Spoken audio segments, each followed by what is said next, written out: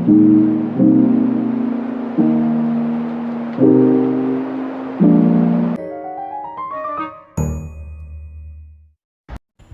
guys! Welcome to our channel. At ngayon po ay ipapakita ko po yung mga binili ko ng aking magandang asawa sa Shopee. Kuya Will, baka naman. So nakikita nyo po ang maganda, especially sa mga mahilig po sa mga aesthetic dyan. Punta na po tayo sa Shopee at mag-add to cart po tayo.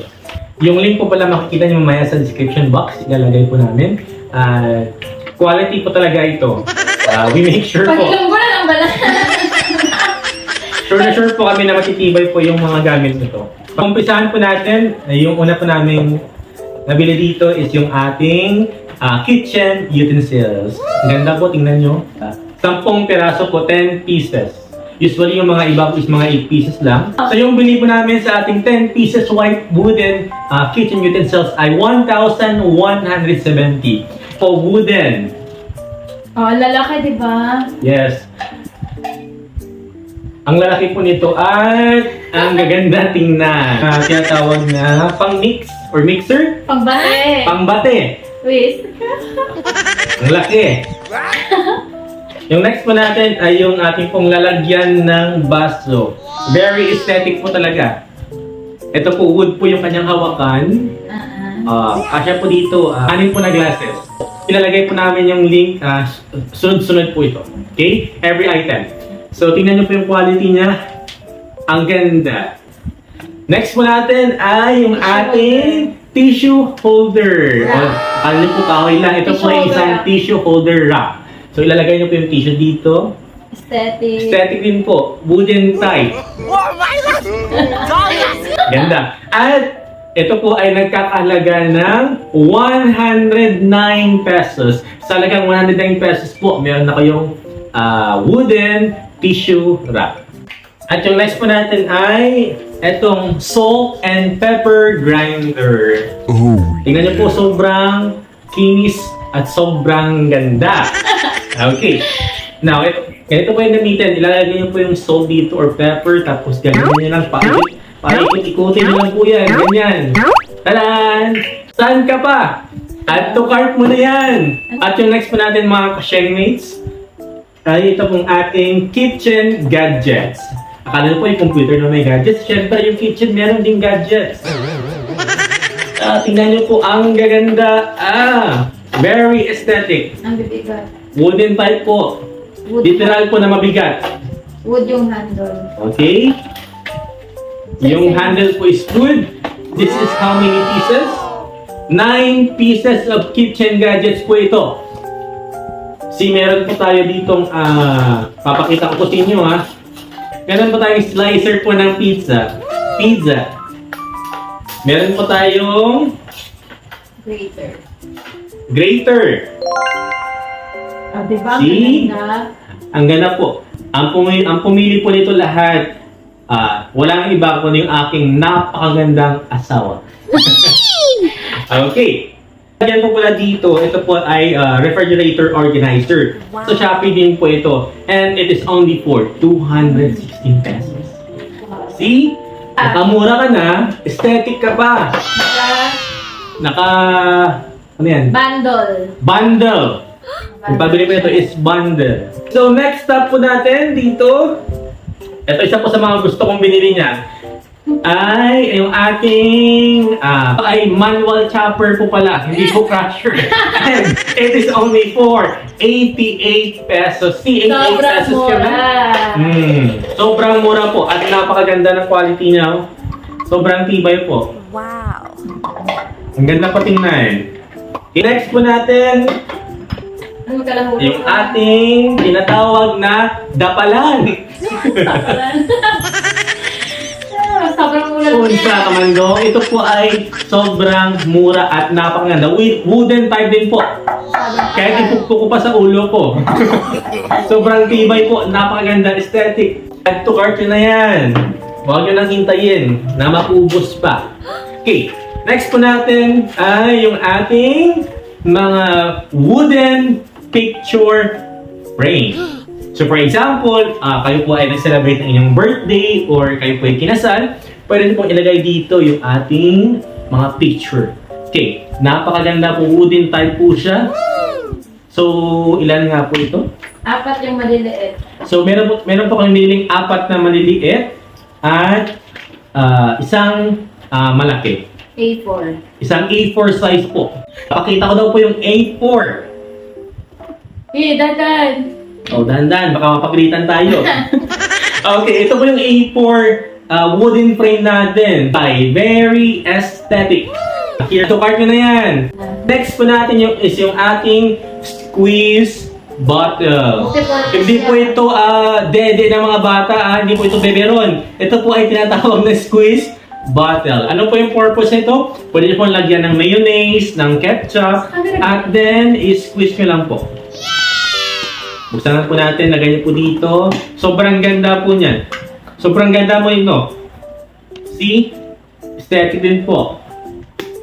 So, dalawa po yung binili namin, 2 pieces. Next naman po natin dito, isa rin sa mga gusto kong binili ng aking asawa. And ito po isang glass oil bottle. Bumili po kami ng 4 pieces. Ganda po, very aesthetic po tingnan. See? So, pwede po yung maglagay dito ng oil, vinegar, soy sauce, patis o fish sauce. Napakasarap at napakaganda tingnan. So, ibalik na natin dito. Yung next naman po natin dito ay tinatawag na transparent dry food dispenser. O, di ba ang haba? Hindi ko rin alam ang meaning yan. Basta lalagyan. So, tingnan niyo po dito. It's very aesthetic din po. Wow. Napakaganda ng quality niya. Leak-proof din po siya. Katulad po ng ating glass oil container. Pwede din po ito ilagay yung ating mga detergent powder. Kaya nga po siya tinatawag siya multifunctional. Okay? So, and yung ating pong susunod dito ay napakagandang trash can. Ito po yung takip niyan. Ito po yung isang trash can. See? Pati trash can aesthetic na ngayon. Ang ganda ng quality. Kahit saan banda or kahit saan sulok po ng inyong bahay ilagay, napakagandang tingnan. Yes! Ito po yung tinatawag. Ito po yung kanyang wooden cover. Okay, dito po iniipit yung plastic sa may color black. Napakaganda po ng quality. Sobrang gandang tingnan. Okay? Pati basurahan yan, aesthetic na. So, add to cart na po yan. Next na po natin ay yung ating pong doormat. Smiley doormat. Smile po tayo dyan, mga ka-shengmates. So, ang ganda po din ang ating doormat. Aesthetic din. Ang ganda po ng kanyang quality. Pati sa likod niya. Meron din pong design.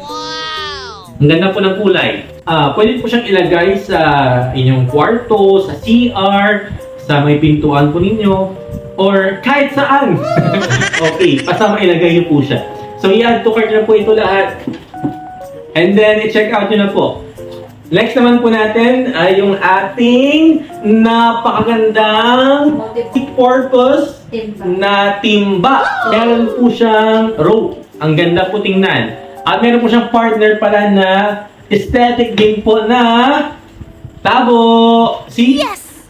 Wooden po yung kanyang hawakan. So, ito po yung ating timba at ito po yung ating tabo. Pwede rin siyang laundry. Ang ganda po tingnan. Pwede po siyang lagyan ng inyong pong mga labahan, pang laundry. Multi-purpose po ito yung ating timba. At tingnan niyo po yung ating tabo dito.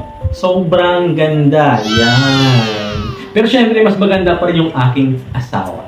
Okay, so, ano pa hinihintay nyo mga ka-shengmates? Ito po yung ating link sa ating description box for sa ating timba with a pair of, yung kanyang partner po pala ay yung ating tabo. So, bilhin na po tayo at tukar na po natin yan. At meron po tayo ditong basket organizer. Tatlo po pala ito. Yung isa po kasi nagamit na po namin dun eh. So, pero napakaganda po ng quality at very aesthetic din po. Sa mga mahilig po sa mga puti or aesthetic style, napakaganda po itong ating basket organizer. Yung next naman po natin dito, mga ka-shengmates, ay itong maliit naman po, mga ka-shengmates. At tukarta po natin yung lahat, mga ka-shengmates.